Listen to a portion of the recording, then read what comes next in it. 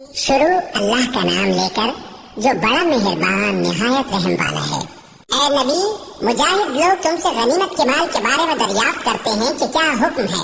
कह दो कि गनीमत अल्लाह और उसके रसूल का माल है, तो अल्लाह से डरो और आपस में सुलह रखो, और अगर ईमान रखते हो तो अल्लाह और उसके रसूल के हुक्म पर चलो। मोमिन तो वो हैं कि जब अल्लाह का जिक्र किया जाता है तो उनके दिल डर जाते हैं, और जब उन्हें उसकी आयतें पढ़कर सुनाई जाती हैं तो उनका ईमान और बढ़ जाता है, और वो अपने परवरदिगार पर भरोसा रखते हैं। और वो जो नमाज कायम करते हैं और जो माल हमने उनको दिया है उसमें से नेक कामों में खर्च करते हैं, यही सच्चे मोमिन हैं, और इनके लिए इनके परवरदिगार के यहाँ बड़े बड़े दर्जे हैं और बख्शिश और इज्जत की रोजी है। इन लोगों को अपने घरों से उसी तरह निकलना चाहिए था जिस तरह तुम्हारे परवरदिगार ने तुमको तदबीर के साथ अपने घर से निकाला। और उस वक्त मोमिनों की एक जमात नाखुश थी। वो लोग हक बात में उसके जाहिर होने के बाद तुमसे झगड़ने लगे, गोया मौत की तरफ हाँके जाते हैं और उसे देख रहे हैं।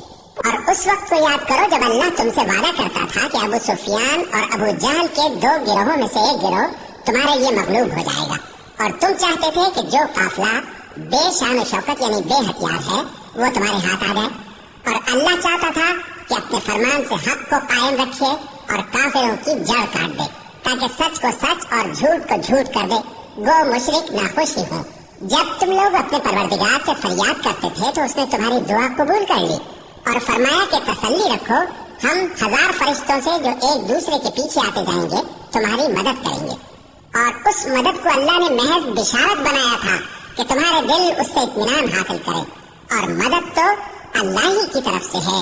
बेशक अल्लाह गालिब है, हिकमत वाला है। जब उसने तुम्हारी तस्कीन के लिए अपनी तरफ से तुम्हें नींद की चादर ओढ़ा दी और तुम पर आसमान से पानी बरसा दिया ताकि तुमको उससे नहलाकर पाक कर दे और शैतानी नजासत को तुमसे दूर कर दे, और इसलिए भी कि तुम्हारे दिलों को मजबूत कर दे और उससे तुम्हारे पांव जमाए रखे।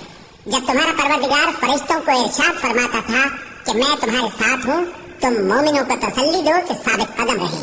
मैं अभी काफिरों के दिलों में रोब और हैबत डाले देता हूँ, सो उनकी गर्दनें उड़ा दो और उनकी पोर पोर तोड़ दो। ये सजा इसलिए दी गई कि उन्होंने अल्लाह और उसके रसूल की मुखालफत की, और जो शख्स अल्लाह और उसके रसूल की मुखालफत करता है तो अल्लाह भी सख्त अजाब देने वाला है। ये मजा तो यहाँ चखो और ये समझ लो कि काफिरों के लिए आखिरत में दोज़ख का अजाब भी तैयार है। ऐ अहले ईमान, जब मैदान जंग में कुफ्फार से तुम्हारा मुकाबला हो तो उनसे पीठ न फेरना, और जो शख्स जंग के रोज इस सूरत के सिवा कि लड़ाई के लिए किनारे किनारे चले यानी हिकमत अमली से दुश्मन को मारे या अपनी फौज में जा मिलना चाहे, उनसे पीठ फेरेगा तो समझो कि वो अल्लाह के गजब में गिरफ्तार हो गया और उसका ठिकाना दोज़ख है, और वो बहुत ही बुरी जगह है। बस तुम लोगों ने उन कुफ्फार को कत्ल नहीं किया बल्कि अल्लाह ने उन्हें कत्ल किया। और ऐ नबी, जिस वक्त तुमने कंकरियां फेंकी थी तो वो तुमने नहीं फेंकी थी बल्कि अल्लाह ने फेंकी थी। इससे गरज ये थी कि मोमिनों को अपने एहसानों से अच्छी तरह आजमा ले। बेशक अल्लाह सुनता है, जानता है। हुआ भी यूं ही, और कुछ शक नहीं कि अल्लाह काफिरों की तदबीर को कमजोर कर देने वाला है। काफिरों, अगर तुम फैसला चाहते हो तो तुम्हारे पास फैसला आ चुका। अगर तुम अपने अफाल से बाज आ जाओ तो तुम्हारे हक में बेहतर है, अगर फिर नाफरमानी करोगे तो हम भी फिर तुम्हें आजाद करेंगे, और तुम्हारी जमात खाह कितनी ही बड़ी हो तुम्हारे कुछ भी काम न आएगी, और अल्लाह तो मोमिनों के साथ है।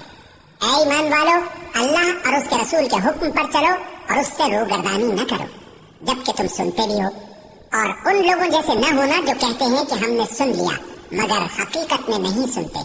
कुछ शक नहीं कि अल्लाह के नजदीक तमाम जानदारों में बदतरीन वो बहरे गूंगे लोग हैं जो अक्ल से काम नहीं लेते, और अगर अल्लाह उनमें खैर की तलब देखता तो उनको सुनने की तौफीक बख्शता, और अगर यूं ही उन्हें सुनवा देता तो वो मुंह फेर कर भाग जाते।